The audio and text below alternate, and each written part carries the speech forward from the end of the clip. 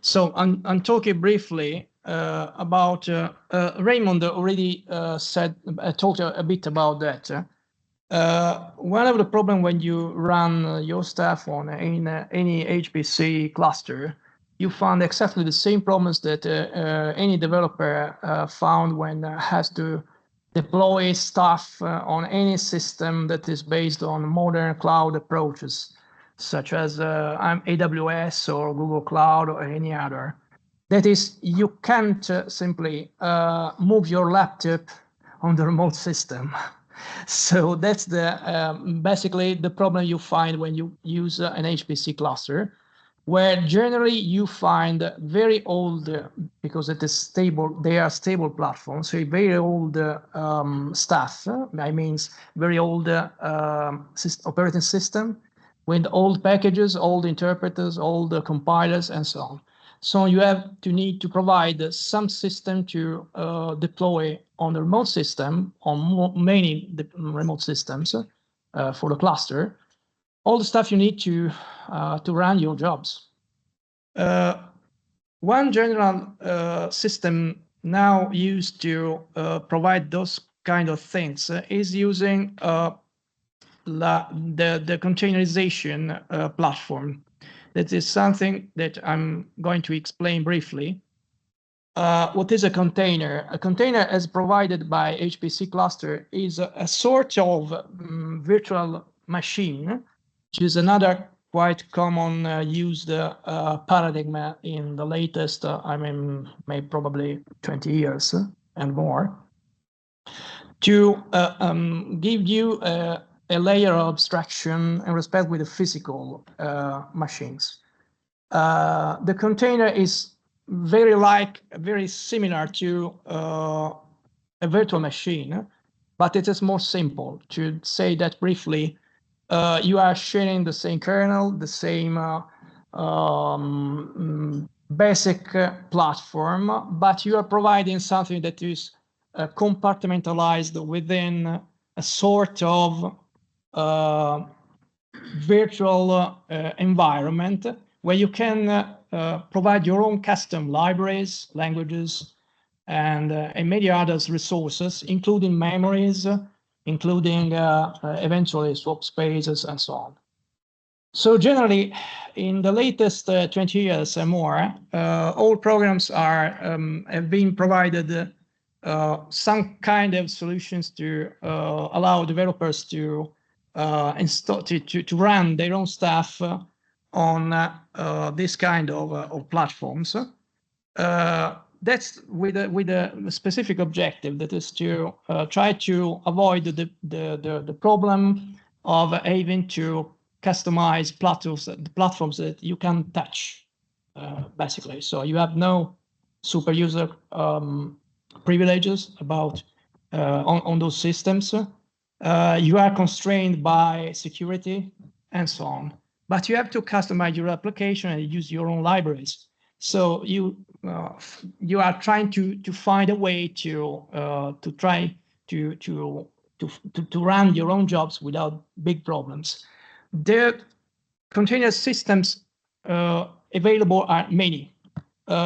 All developers on their own laptops generally, or their own machines generally, use Docker, which is how many of you use already Docker here? So a certain number. The problem is that on clusters, on multi-user clusters, you generally can't use Docker. That's because simply Docker has a level in the average as a level of privilege which is excessive, because it's based on the existence of a container engine that runs as a root. So generally, system administrators are not so keen on giving the Docker the possibility to run on an HPC cluster. So one of in the HPC environments, one of the used container system is was called Singularity in the common in the classical community edition, that at a certain point became Apptiner, this one. which is essentially the same project as in the past, but run by the Linux Foundation. So for sure, it will be a solution available for a long years in the future. We hope so, at least.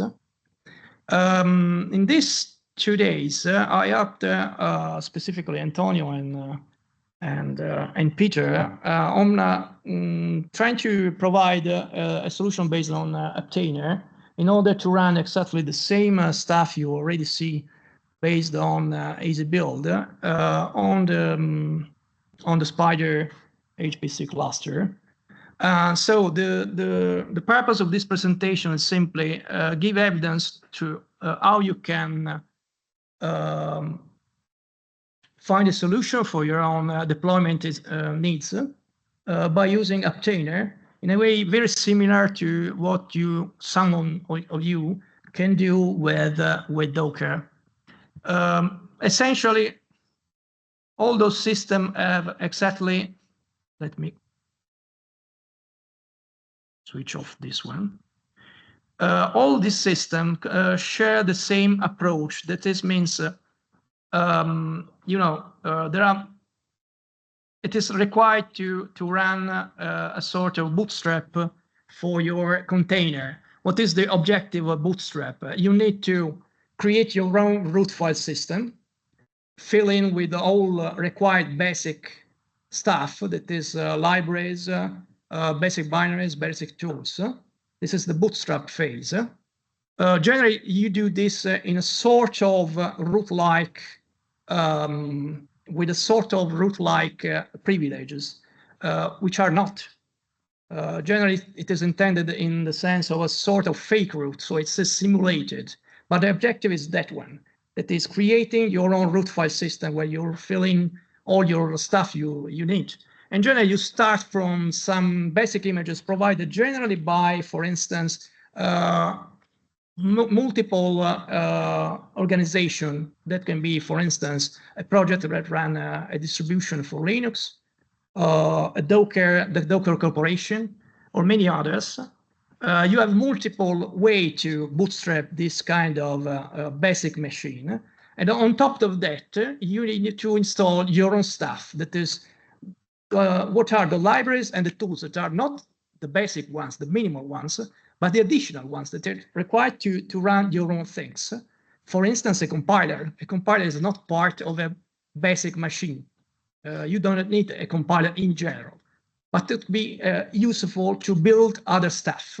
And so you can install also this kind of things on your own image of this sort of virtual machine, which is not a virtual machine, but it's something more simple. It has not a kernel, it has not a lot of different systems like an init system and many others, subsystem for the machine.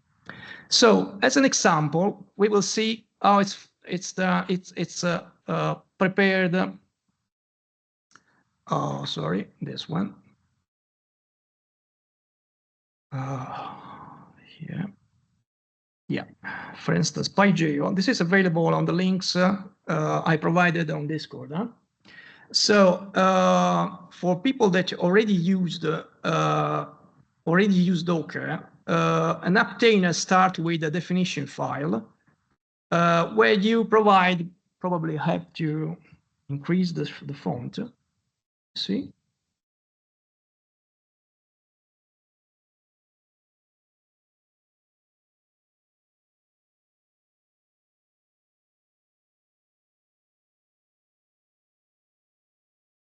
Okay, it's more visible, I hope. So what is this kind of file? This definition file includes the type of bootstrap I'm going to provide. The bootstrap is simply the engine I'm using as a basic engine to start this basic image. In this case, I'm using Docker. So I'm using DockerHub, where I will take some images and use them as a sort of basic template to work.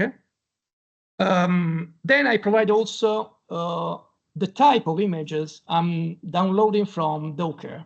In this case, I'm downloading an image which is a provided by Debian, by the Debian project, and that is the bookworm. That is the stable distribution, currently distribution used and targeted for the host system. Here with the percent, there are some labels that showed simply the name and the contact email and the name I assigned to this container. Then, but for that, in the post session, I will go to perform some simple operation. You should simply think to all operation you need to perform as a super user after I have installed, I have bootstrapped my system. So in the post run, I'm simply going to be sort of super user, and I'm going to install all stuff, but for the minimal one that I need to provide in my system to work. So I'm installing, this is based on a Debian that is Ubuntu-like distribution. So I'm just using the system of packaging to update it from the official sources, and installing a few packages that are the build essential that provides a C compiler and a few other things such as make and many others to going to install things. Why? Because when I will create the environment for running PyGeo, I will need to build essentially some C and C++ libraries. And so I know that I will need that to install things. And also I'm installing curl because I will need to get some packages from the externals, from other external site. That's because PyGeo is not part of Debian or Ubuntu. So I'm going to download the sources and build them. And then also I find useful using Git, the zip utilities,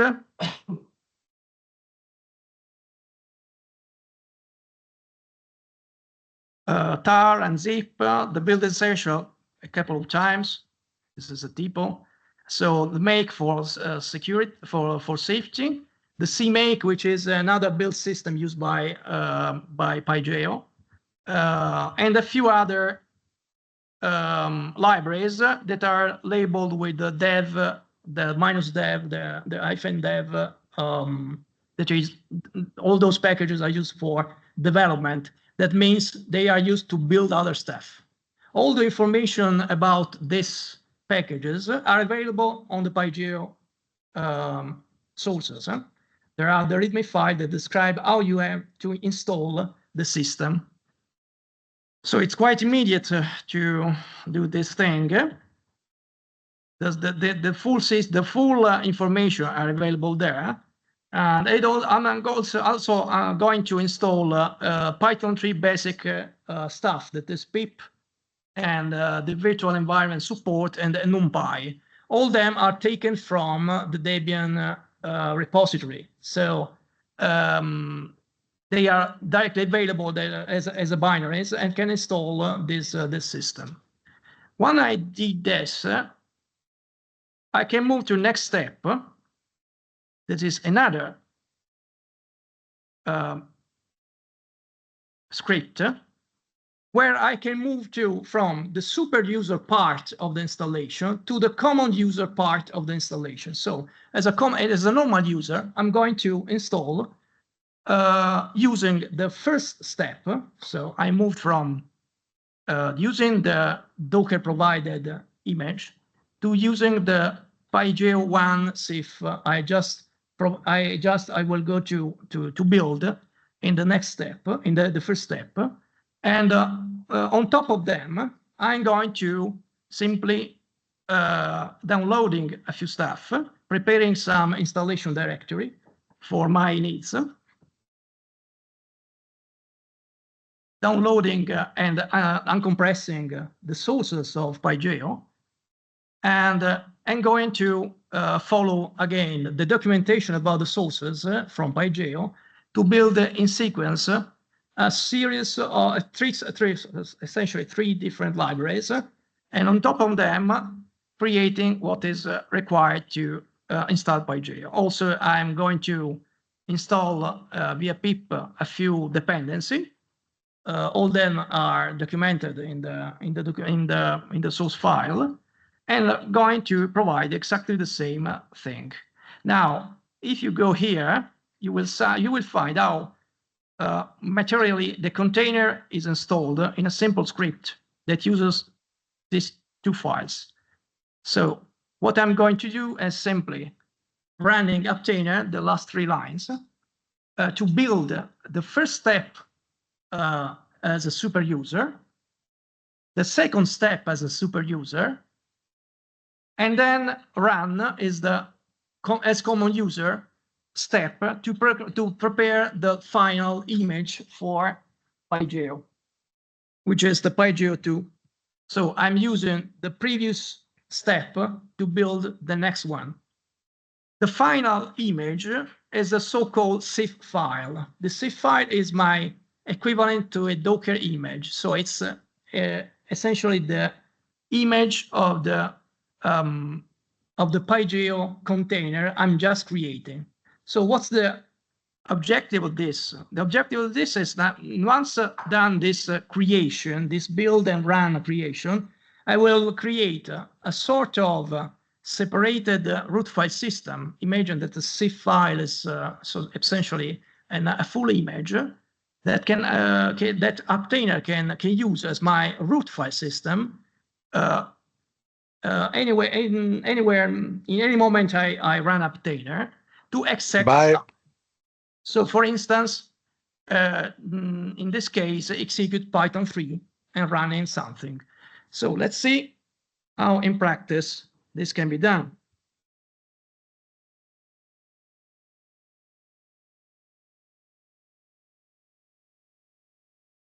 So think to be a user of the system.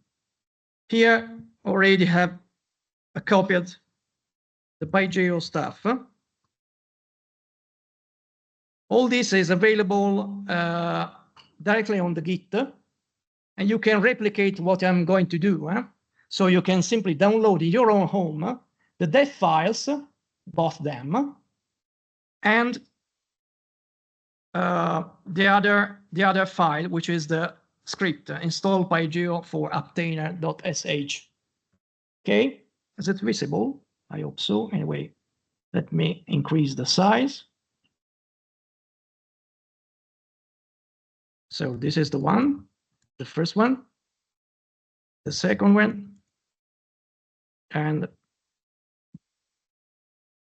all this can be run in your own home. So the general workflow, the typical workflow for an HPC user is simply running this script or build your Apptiner container, and then run it under, for instance, SBatch or SRun or whatever you like. Of course, you can run this build in your front end host, as in this case. You eventually can also run exactly the same container on the computing node. It's perfectly the same. In general, it suffices using the front end.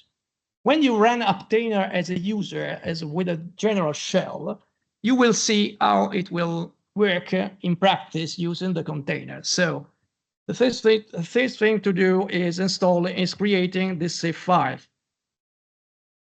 I already have the CIF file created. The first one is PyGeo. Let me use, I have two of them. So these are the two images. The first one is the image created by simply using the bookworm, the stable release of Debian to create a very simple image with a few dependencies for the common system. And the second is the full image that includes the PyGeo stuff.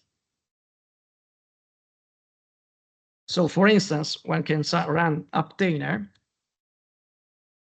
build.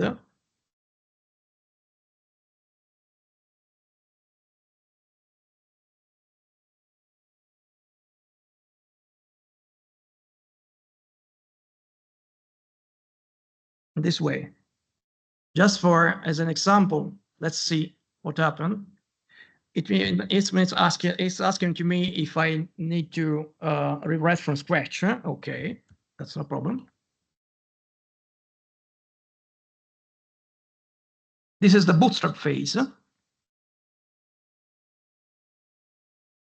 And I'm installing the additional packages taken from the original source of those packages, that is from the Debian archive.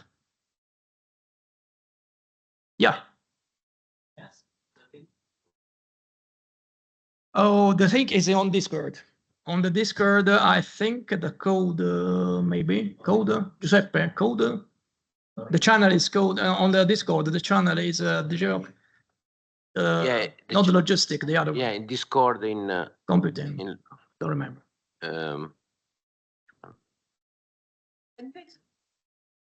In coding logistics, there is the Apptiner. There are a couple of you links. Can clone.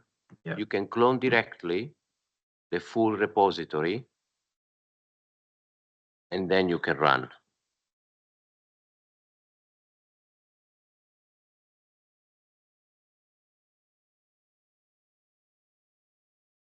Of course, you can use any other basic image you like, or you can also use Ubuntu or anyone else, even CentOS, for instance, or any other. It's in the shell script install for Apptiner.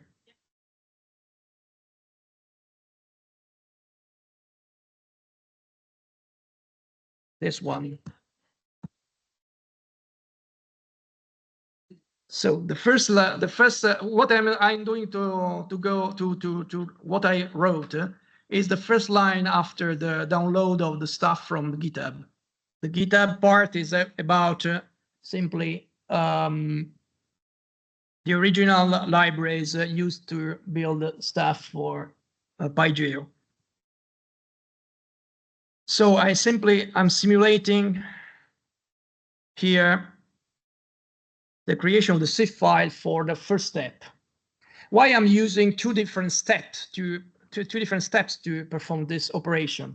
That's because generally the tricky part, I prefer to move the tricky part of the build in a separated image.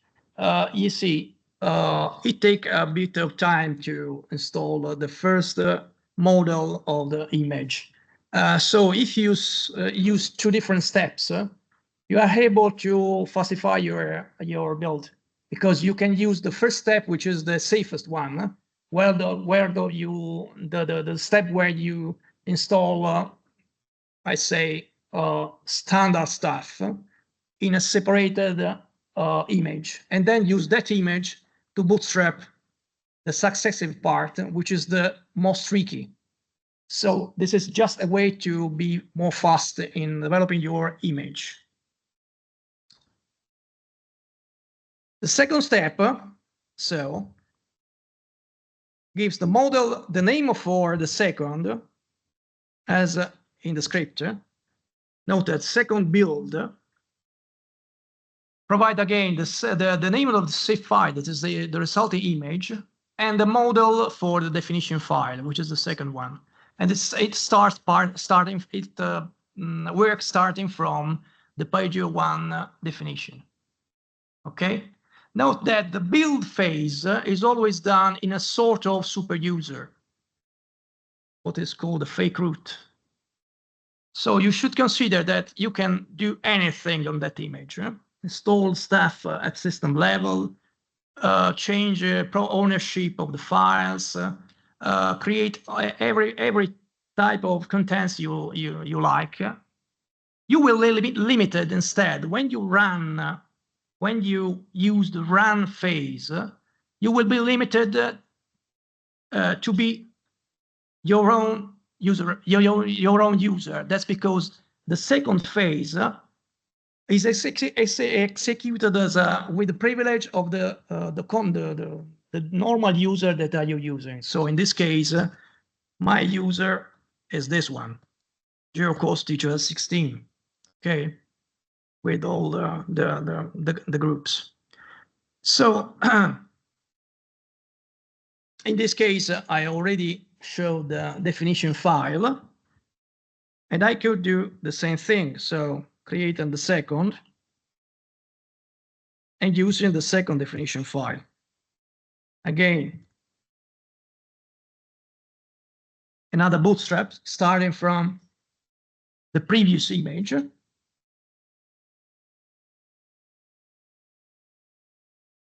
this case, you note that in the definition file, there's not a post section, but in general, so nothing is run as a root user, only as a normal user, because there's a run script section in the definition file. But in general, you could have a second step where you have a build and a run phase. So one as a super user and the second as a normal user. In this case, there's a very specific, there's not something to perform as a super user for the second zip file, for the second image. So it's creating. Note that when you read this one, what happens? This one. This is the part that it's executed as with the run script, so as a normal user. The build phase, take this script, this part of the definition file, which is a simple shell script, and add them to the image. So when you run the image, it will go to execute as a normal user this part. So when you change the contents of this script, you have to perform always, again, a build. There's a reason to have two different definition files in order to falsify your build. In the meantime, the build has been completed, and so I can run the zip file.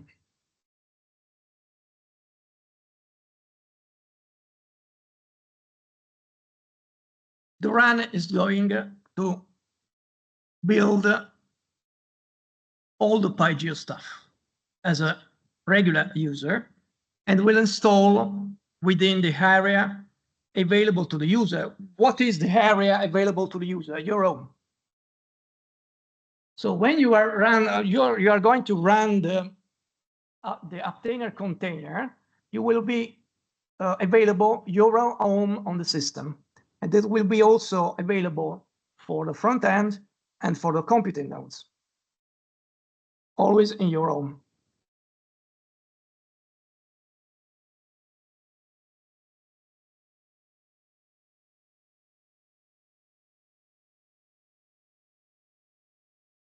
Yeah. It's straight coming from the Docker environment that here there's a run state. Yeah. And it's still building something. You can check the running. Yeah. Like just entering or creating Docker container from any. The reason is that the container in the Apptiner world is unprivileged, so you have to completely separate the two phases that are, of course, executed as a super user and as user. In the Docker file, you generally have some run instance. And do you remember, the Docker file is often thought to be used for providing services. Even in Apptiner, you can do the same thing. Indeed, you can run or start. There are two different actions provided as a user. The run is done once. The start can be repeated anytime you like, because with the start, you are going to provide, for instance, some kind of services. I mean, a service with a TCP open, some TCP port opened and providing, for instance, an Apache server or anything like that. In this case, I'm not interested in starting any service because I will going to use Apptiner as an interactive shell and running things there. That is useful to run my trials, my tests, and anything else interactively in a compartmentalized environment that provides all what I need, for instance, to run a notebook for Jupyter or anything else. So the idea is using Apptiner as an interactive environment, not for running a service.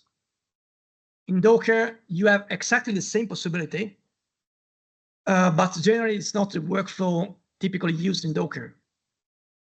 For people that do not use Docker, Docker is exactly the same concept, but generally it's used by developers for also on their own machines, on their own laptops, for instance, but also generally in the continuous integration, continuous development workflows. For instance, you can run a Docker file and a Docker container to provide tests within actions on GitHub. And so anytime you are going to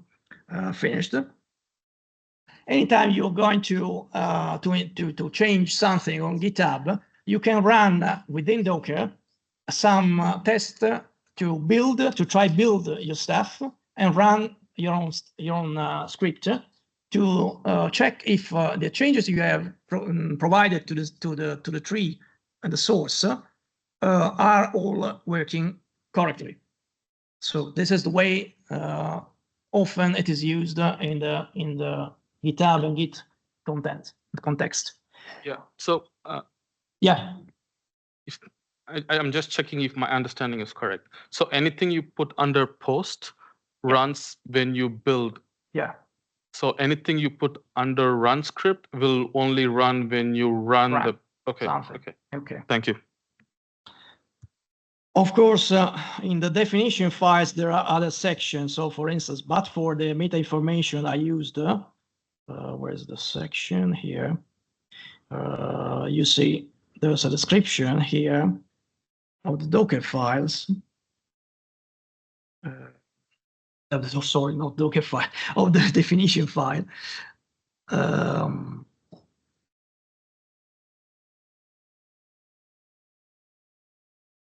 Yeah. Each of these phases are provided. So for instance, you can copy stuff from your home to the remote. So you can use some part of your home to prepare stuff that will be useful within the image.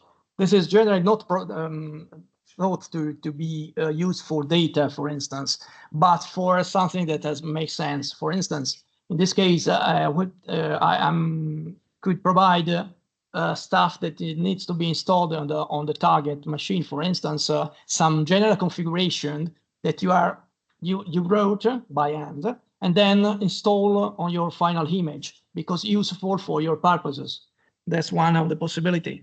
Another often. The file should be available during the build time or runtime?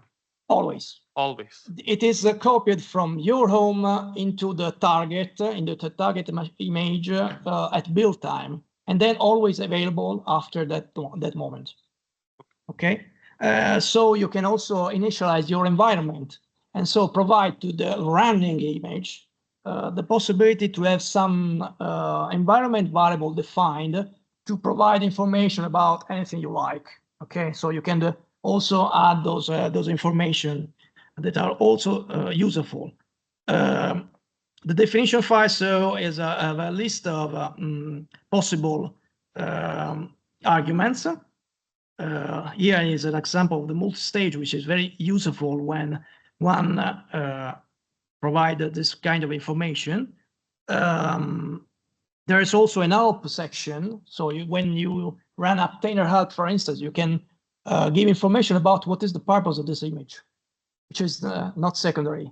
So you can provide also documentation integrated with your image about the purpose and the use of this image.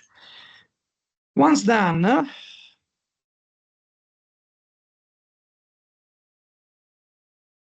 you said, oh, okay, this was my session. So I did this one. Then I can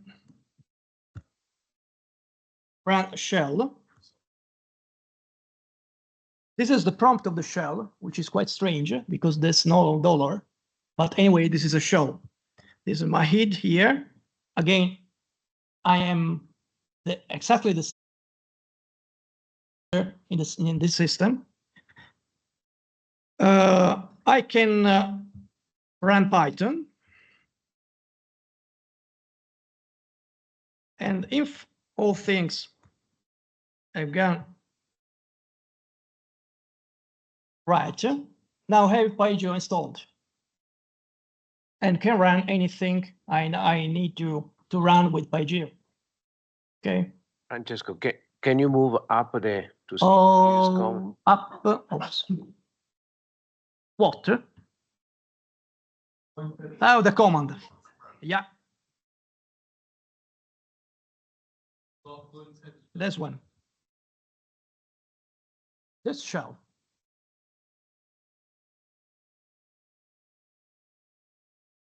Francesco, one question. Yeah. In the second SIF, Yeah. sorry, def, Yeah. you adding more pip package. Okay, Yeah. no, when you build, in the last few lines, you adding over there. So if we need to adding more package, Python package, you can simply add more package there where this is the section, for instance, with pip. You can also think if it's more convenient to install the system-wide stuff. So in the post section with apt install, or you need to run only pip to install stuff as a user. Okay. You can simply add stuff there. Okay, but then we need to rebuild again. And you have to rebuild again because the run script is added to the final image. So build again and run again. Okay. Yeah. Pip install uses the run.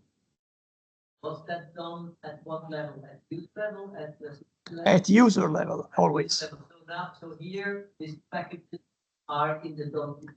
Yeah, yeah. It's in your own. Starting from that, it's your own, and this could be a problem. The general workflow with this kind of container is that each user run their own stuff. So there's your own home, you run stuff there. You have an host container, so substantially, and you can run your own stuff with your own data, even with the shared data. You can also find, for instance, if you search for something like this, there's no project, okay? There's no project directory, which is the shared directory among us. But you can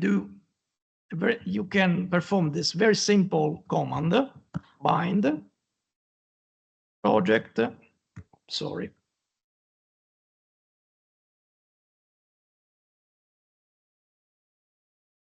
GeoCourse.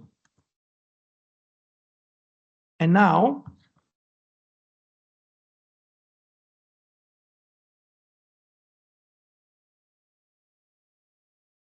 okay, so you also mounted the requested directory that you have shared with the system.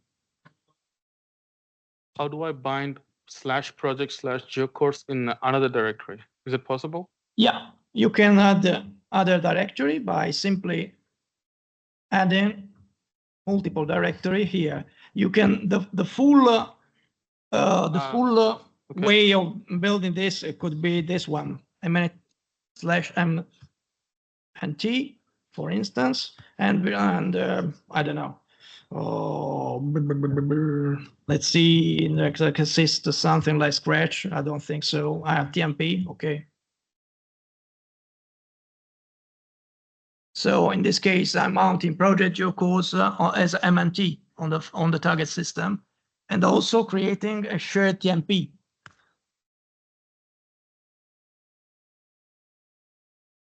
This is the host TMP, and this is the MNT. Okay, so it's you have all the possibility. You can also have a third field here. with the permission to access those directories. So you can force permissions give only read-only permissions for the bindings, for instance. So when the packages are installed at the user level, can we have multiple containers running? Yeah. So let's say I have at one version, at one app container, GDAL 3.3 running, Right. another app right, container, right. GDAL 3.8 running. Is that possible? Exactly Yeah. that one. Okay. So you can have on the same system multiple configuration for your staff, multiple GDAL, multiple grass, multiple or anything. That means it's not installed on the user level, right? So because No. at the user level, there is no application installed. Yeah. Everything is installed inside the app container. Yeah. Okay. It's in a container, which is useful for many workflows for developers. And you can also try to build incoherent stuff and have your trial. So you can discover that some combination of tools and libraries are incoherent and not working. But you do that only in the container. So your system is safe. Let's say it's true for your own system and also for the HPC environment, which is not a secondary aspect of the thing. Okay, that's one of the idea was half an hour, Giuseppe. I lost the time. Oh, it's okay. Okay. So a second example on the GitHub is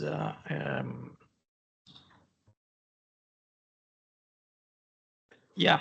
So how many people were put with Apptiner running? Because this procedure can be faster, not just for this part.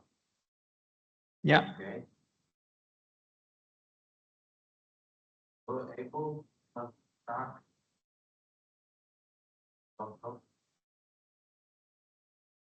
Let me see another thing.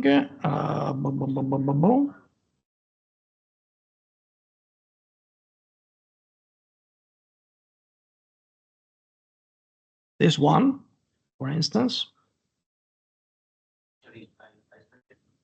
Something very similar for installing a Conda environment, starting from stuff provided by Jupyter teams. So again, it's the model is based on Docker, and I'm using from the Docker team the SciPy notebook. If you go to the Docker contents for Jupyter team, they provide multiple Docker images with all the required information to know about those things.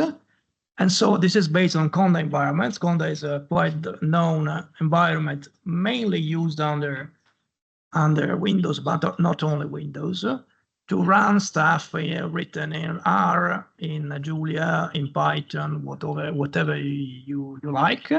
It's again very similar to the previous one, almost the same thing. There's a Conda install to provide something useful. This is the part a bit tricky because containers tend to provide easy way to perform things, but the Conda stuff is quite tricky to install. It's really a mess.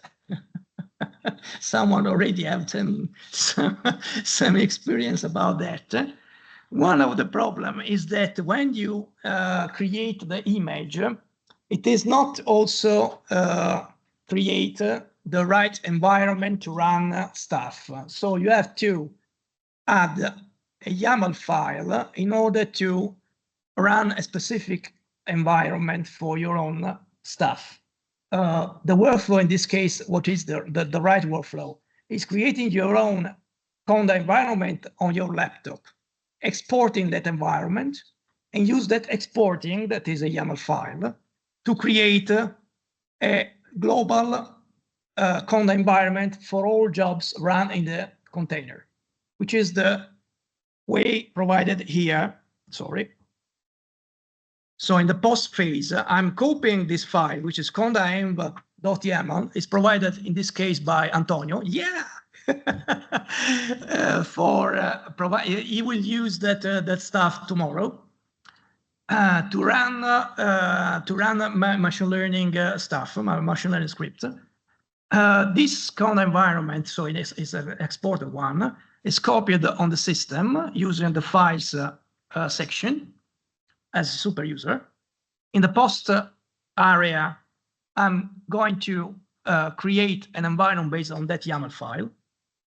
And then I had the Conda environment so created to the global bash RC script, which is used for all users when you run bash. This way, the Conda environment is activated automatically without being the need of running anything else. That's because when you go to run things, Conda is so heavy to not working in that way. So you have to follow this way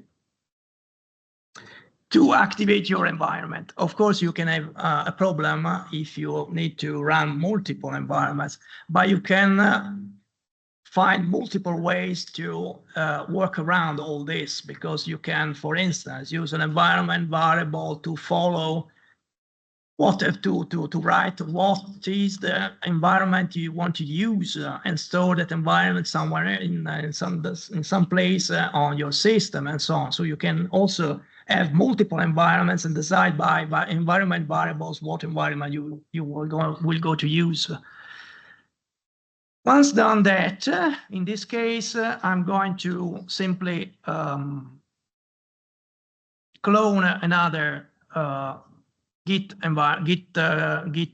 repository, and then when you run, this is the lines that Antonio will use tomorrow. So I will not show you anything about that because it will work tomorrow. In this case, the CIF image will be used to run again a shell, and will be used to pip install stuff and run by srun, so we using Slurm, and should work for most of the users. And Antonio will explain tomorrow what is working and what is not working with this workaround, because here we have some problems currently with the GPUs. So Conda is quite a mess for install things, but Conda plus the GPUs is more than a mess. That's because the environment is very tricky to set up. It's not something for the faint of heart. But all problems could be solved, but you need to be the necessary daredevilness, I mean. Okay, so this is another example. Definitely, of course, there's not only Apptiner. So in the general cloud environments, for instance, such as AWS, you will find, for instance, that a more used container is that provided by Podman, which is used within Kubernetes, which is an orchestration system to run multiple cloud environments and so on. There's Lilliput, and there are many more containers than developers that use them. Anyway, there are multiple of them, and they're all with the same idea in mind. You have to combine all them and can solve your problem. For sure, what you have to remind is that each of them can be quite tricky, but a way to perform your own task can be found. Okay, and I think, yeah. We install it also on our cluster, and then how does it work with Conda? Should we also run the Conda? You have to copy the CIF file, which is contain the true image alone. That's because Conda, in this way, Conda install all things under the image OPT tree. So it is all contained within the image. Indeed, This image is 7 gigabytes. Okay, so it's already built, and this is also available for shared from among users. That's because all stuff has been built under the container. All stuff is there. There's nothing under your own directory. Francesco, Yeah. can you maybe explain this line 28? So this runs the. That's an interactive run. Just to verify, you can verify from there that you have available the GPU. Ideally, you should be able to run a GPU-based computation just interactively by running that line. That's just for me more about that. But anyway, in specific for this image, we have problem in accessing by the Python binding the GPU provided. But in general, that could be used to also to perform GPU computations.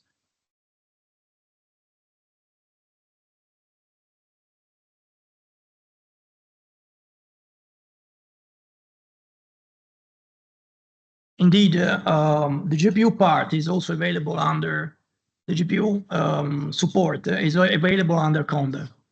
Of course, the tricky part is that all needs to be coherent with the underlying environment for the support of GPU. Is it clear for all?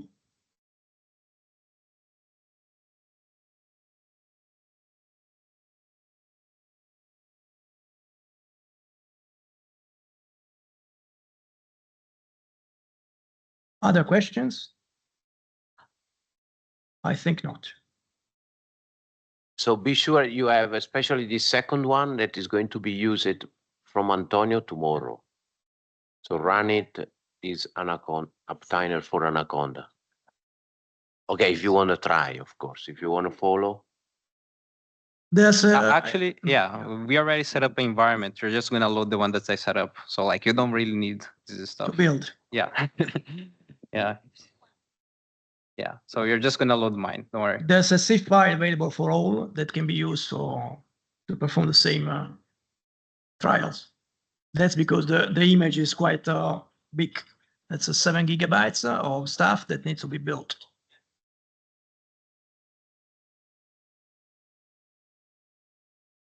That's all, I think.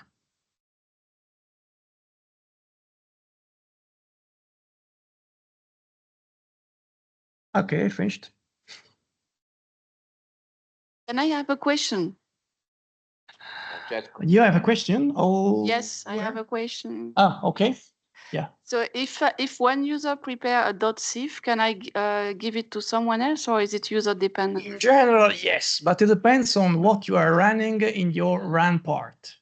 We discovered this thing. I'm sorry, with Peter. So probably Yeah, the PyGeoSif, no. the PyGeoSif needs probably some trick to allow. That's due to the fact that in many cases the PIP tend to install things everywhere under .local, under .cache, under .alot. So in many cases, it could be possible that you can spread your information in your own somewhere, and so the CIF is linked to that information. That's I would say, a basic defect of something related not to Apptiner, but to the Python stuff, the Python minds that work on something and spread along this stuff everywhere instead of having just one place where all things should go. So that could be a bit tricky. Anyway, it is also possible to share a simple approach is simply having a common shared environment, user, sort of system user without privilege to run spatial stuff that needs to be shared among multiple users. And so running those things there, it's quite old-fashioned, fascinated way of doing things, but it's as practically can be done. So you have a sort of group account to run things. Can we have something like a container registry and just push it there because it's kind of Docker compatible, right? Or there is no registry? No, you can use also, you can start, for instance, in the previous example, I started from a CIF file that I generated. So the bootstrap is local without hub. You No, can like start from a bootstrap also. It's probably not so well known, but for Ubuntu and Debian, there's the bootstrap system that is called the bootstrap that allow you to start your own image starting from the very basic layer that is your distribution without using a Docker hub. No, what I'm saying, like, let's say I built my own image and I want to share it with somebody else. You said create a shared account and then, but how we share container images, we push it to a registry? No, you can provide the CIF file to your parties. Okay, that's the only way. That's yeah. Yeah.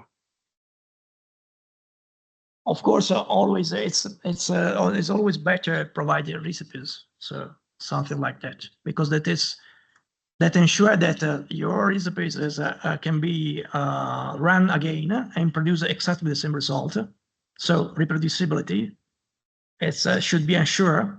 Also, all these exercises perfectly unuseful.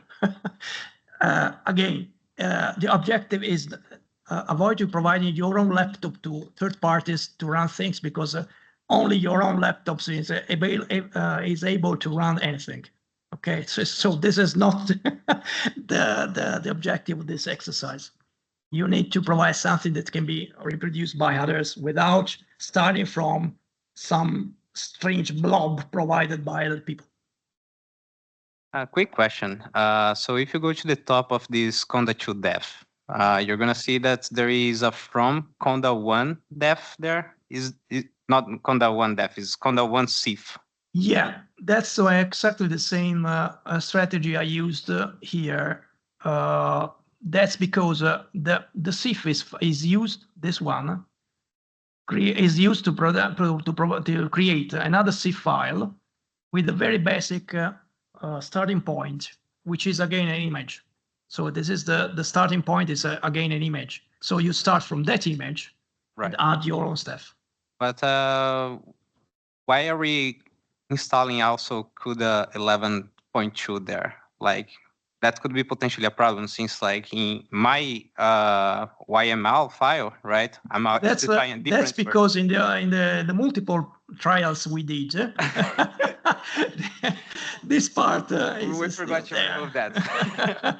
Okay, yeah. So that's just an artifact, right? Yeah, okay. This is an issue for this repository. Yeah, I should remove the Conda install there. All right.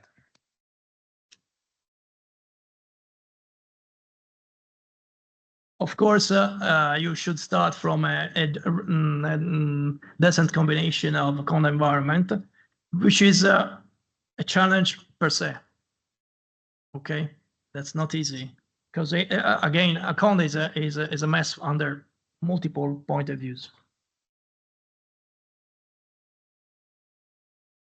Anyway, I like generally languages that can be run the same script for 20 or 30 years. So we live in bad times under that point of view. Okay. Anything else?